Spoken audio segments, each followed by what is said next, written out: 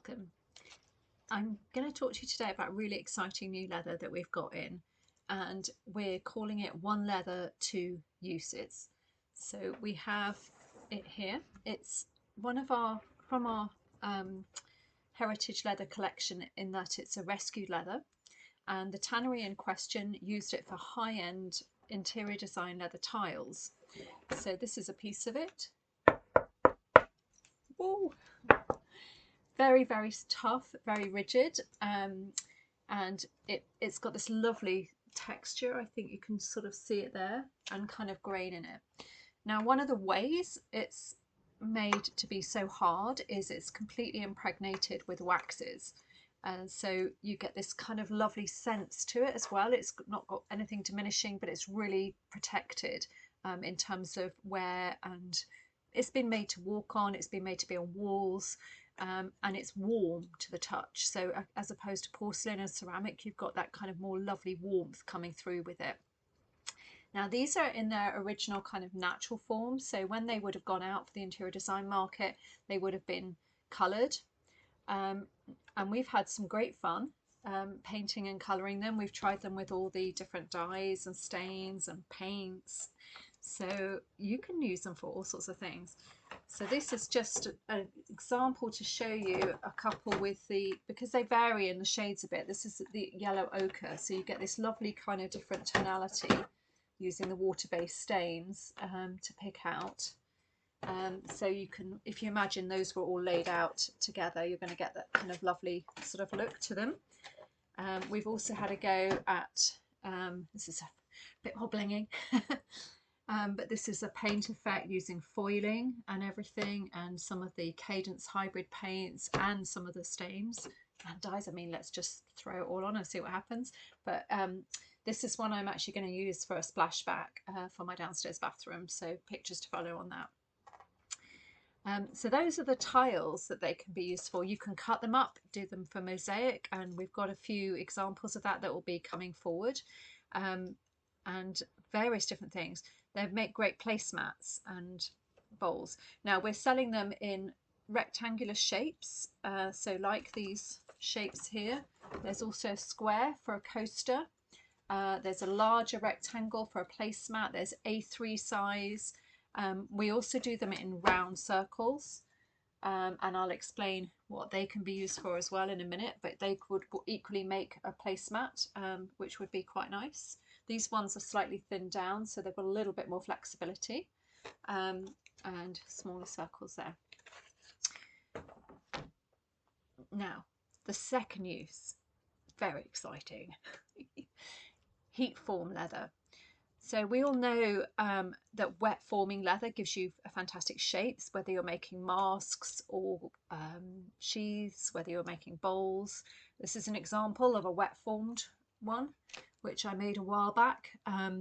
So the leather was wet, it was formed into a former, and it was left to dry naturally in a slightly warmer environment than normal, so that when it dried back, it kept its shape and was quite hard, and it was then dyed and coloured. Now with this heat form leather, this process took probably a whole day before I could go back and then finish it all off, because I had to really wait for the leather to completely dry out. With this leather, you can do things like that in minutes, literally minutes. So this is one I've made with this leather, and this is even firmer than this one. A little bit of a different tone. And the way that we do this is we melt these waxes. Now you can do this very easily in a craft environment using an iron.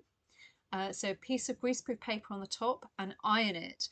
About a minute or so, the waxes will all completely melt. So you want your iron between the 2 dot and the 3 dot. And when you sort of lift it up, and when you feel like it's a little bit soft, just watch if it's a bit warm. When it's soft, that means you're ready to form it. And a colander comes in handy. Who knew? So because it's got holes in it, when you go to press in your shape, the air has got somewhere to escape to. So when you've got your softened rounded piece, and I will do a video actually showing me doing it just to show it does work, you can just press in. Now you do need to use quite a bit of your hands to sort of slide it down gently and slowly. And the thing I did kind of learn as well was that I had kind of itty bitty bits of fingernail. I haven't got much fingernail, but what I did have, I made a couple of marks in the bottom because the leather was obviously soft at that point. So try and use the pads of your fingers or use a cloth to kind of over the top to just press to sort of dull the kind of any movement or action you're going to do that might indent too much. But other than that, left it for a minute, came back, and it was rock solid. Even better, it works once you've coloured it. So you can do all your colouring while it's lying flat rather than trying to do those tricky things of trying to colour on a shape and a side and an angle. You can colour it on the flat and then shape it. And you can add all your other designs and everything. A lot of the time that heat action with the waxes is going to give you a really good seal on the top. And the other thing, because of the heat and the waxes, while it's still sort of in this kind of softer state, you can actually rub that top bit round. Now, if you hadn't done that, or it's a bit tricky to do that while it's too soft, you can get a hot air gun and attach it to the, just literally heat around this top edge and then give it a quick slick with your slicker, and you get this really smoothed out edge, which is good to know. Now, I know that bowls are a lovely thing to make, but I know cutting out circles is very tricky. So that is why we have done these circular templates. So there are 3 circles.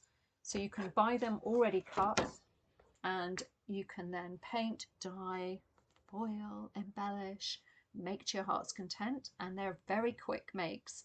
Great ideas for Christmas presents. I think you will agree. But it doesn't stop there. So because this is heat form leather, it made us start thinking, what else can we do with it? So we also had the idea of sheaths. Now, again, having a hardened leather, so the equivalent, if you like, to something like Kydex or those plastic heat thermal kind of materials, you can do this now in the leather. So exactly the same principle, and again we sell a pre-cut shape of this sheath. This will fit most knives and it will fit scissors and tools. This one I've heated, and the best thing is you can go back and heat it again. So with this, what I did was I got it to this place and then I riveted it in place, or you could stitch it down, got everything together, and then I reheated it and put my tool in and just pressed around. I actually did it with a pair of my really nice sewing scissors and pressed it all around with my fingers just to mold it. Here we are, I have it here. So you can kind of see there the bump I've made. It's really holding these in nice and firmly. They're still easy to pull out, but they've just got that locking because it's actually formed all around the shape of it. I think you can kind of maybe get a bit of a sense of it there. So really nice, really easy way to, again, very quickly create a really hard supportive former for your tools. So nice and hard, nice and easy, and those are also available on the website. And again, I coloured that before I made it.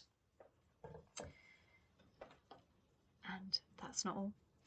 So the other thing I was thinking, well, what else do we wet form? What else do we normally make? And the other thing I love making, I haven't done this for a while, so I had great fun doing it for this project, is mask making. You can do it for armour. You can make things really to custom fit you. So maybe a corset. Wow, that could be quite cool. We are selling the whole hides as well. Now, just to bear in mind, this is my mask I've made. It is quite hard to cut. You imagine trying to cut through this firm when it's this firm. So what you can do is to draw out all your design onto the leather first and then heat it gently so that you've got a little bit of softness, and then do your cutting. Makes it so much easier to cut. When I did this one, because it had quite a bit of cutting to do and quite a bit of shapes, I did it twice. I got about half of it done, and then it started getting really hard again. So I went back and reheated it while it was flat, cut the other half. And you'll see I managed to get the eye holes out really neatly, and even managed to save them to make my little decorations. So this was taken from one of the smaller rectangle pieces, sort of this, the slightly smaller one of those,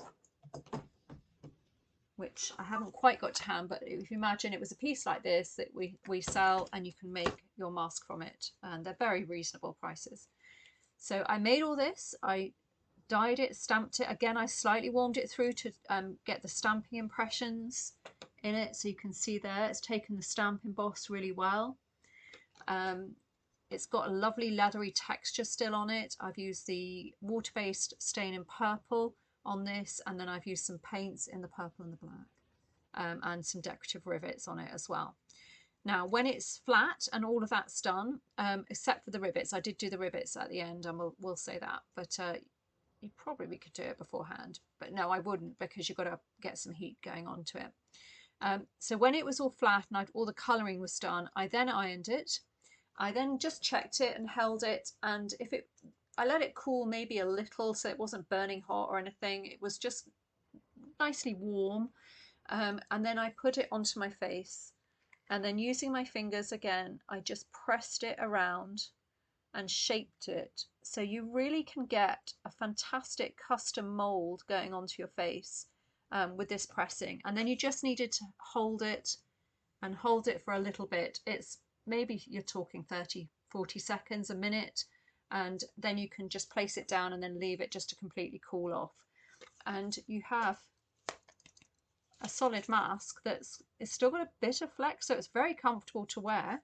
I did try that out, not for too long, but you've got a nice mask project. So we're putting this up as a project shortly as well. I hope this has kind of inspired your imagination. But this heat form leather is on the website. The tile leather is on the website. And oh my gosh, you guys, I mean, after this year's July competition, you just blow us away with how creative you all are. So we are really excited to see what you will come up with these leathers. Have fun.